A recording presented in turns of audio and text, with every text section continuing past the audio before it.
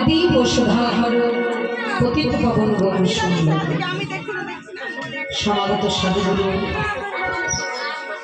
বৈষ্ণব ভক্তমণ্ডলী আমার কৃষ্ণ রাগী গৌরনুরাগী কৃষ্ণ ভক্ত এবং গৌরের ভক্ত যে যেখানে যে অবস্থায় রয়েছে, কেউ কাছে, কেউ দূরে, কেউ দাঁড়িয়ে, কেউ বসে, যেখানে যে অবস্থায় রয়েছে এই মুহূর্তে আমি সরকার রাতুল চরণে কোটি কোটি ধন্যবাদ প্রণাম জানাই। ভগবানের অপ্রাকৃত প্রেম মাধুর্যময় লীলা, এই লীলা কানে শুনে বোঝা যায় না। ভগবানের লীলা বুঝতে গেলে, জানতে গেলে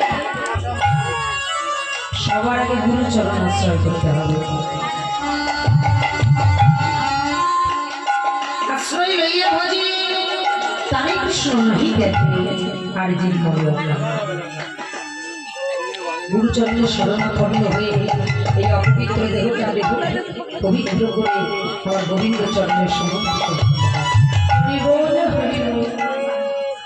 ভগবানের অপ্রাকৃত প্রেম মাধুর্য এই লীলা সাধন করতে গেলে হৃদয়ে তিনটি ভাব থাকতে হবে।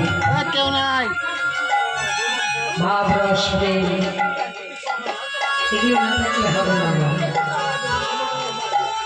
ভগবানকে ভালোবাসতে শান্ত দাস্য সত্য বাৎসল্য মধ্যে প্রথমে বললেন শান্ত, পরে বললেন দাস্য। গুরুচরণ আশ্রয় না করে আমি যদি সরাসরি তার চরণে দাসত্ব করি তাহলে শান্ত ভাব, স্থির মন, বিচলিত দেহ আর চঞ্চল মনটাকে স্থির করতে হবে। তারপরে গোবিন্দ সেবায় জড়িত হতে হবে। ভগবানের সেবা কত সহজ হয় না। বাজার থেকে দামি মিষ্টান্ন কিনে এনে প্রভুর সেবা সবাই দিতে পারে।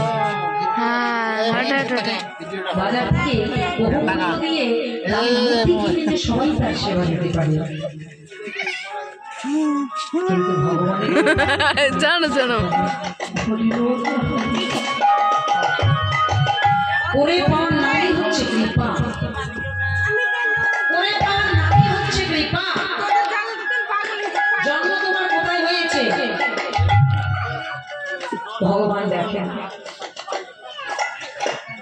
যেগুলোই তোমার জন্ম হোক না কেন, কর্মই হচ্ছে জীবনের সর্বশ্রেষ্ঠ সাধন। কর্ম যদি ভালো না হয় ভালো ফল হবে? কর্মের উপর ভিত্তি করে ফল, কিন্তু আমরা কর্ম কম করি, ফল একটু বেশি চাই। কর্ম কম করি কিন্তু ফলগুলো বেশি চাই। তুমি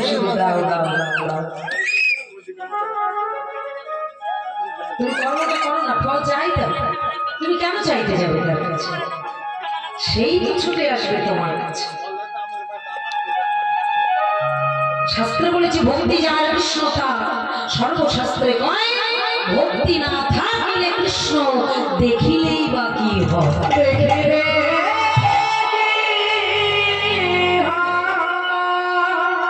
অন্তরে যদি ভক্তি থাকে, ভক্তি হচ্ছে মানুষের জীবনের সর্বশ্রেষ্ঠ সাধনা। আপনি যা কিছু করবেন না কেন ভক্তির প্রয়োজন। ভক্তি না থাকলে কখনোই হবে না। তাই তো প্রবীণ ঠাকুর গৌর হরি আমার সেই ভাবে কাকে ঠাকমা গায়ে আর ঠাকমা ঠাকমা আর ঠাকমা গোলকের সুধা মাখা কৃষ্ণ নাম হরি নাম মাথায় আর ঠাকমা ঠাকমা আর ঠাকমা দাদু ডাকছে। তিনি মাথায় করে নাম এনেছেন, সত্য শুনতে পাচ্ছে না। থাকা ভগবানের হাতে তিনটে অস্ত্র ছিল, ছিল না? নারায়ণ, রাম, কৃষ্ণ, তাই না? সত্যযুগে নারায়ণ হাতে ছিল কি সুদর্শন চক্র, যখন যখন ধর্মের গ্লানি হয়েছে সুদর্শন চক্র দিয়ে তিনি দমন করেছেন। ত্রেতা যুগে হাতে ছিল ধনুর্বাণ, দাপর যুগে তার হাতে ছিল মুরলী, আর কলি যুগে তার রূপটা দেখুন কত সুন্দর, নবীন সন্ন্যাসী রূপ, মাথাটা নাড়া, কপিলে পড়া, দাদু সঙ্গে তিলক, কাঁধে ভিক্ষার ঝুড়ি, আর করে হরিনামের ঝোলা। এই বেশটা নিজেও নিয়েছে, অপরকেও নিতে বলছে।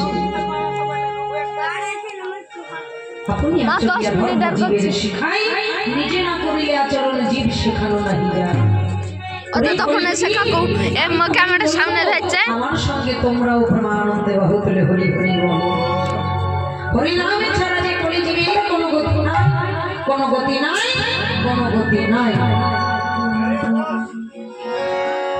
তাই নামই হলো ভগবানের একমাত্র সর্বশ্রেষ্ঠ সাধন। তাই নাম ছাড়া জীবের গতি নাই। সেই প্রভু এসেছে কলিযুগে, যদি গৌর না হইতো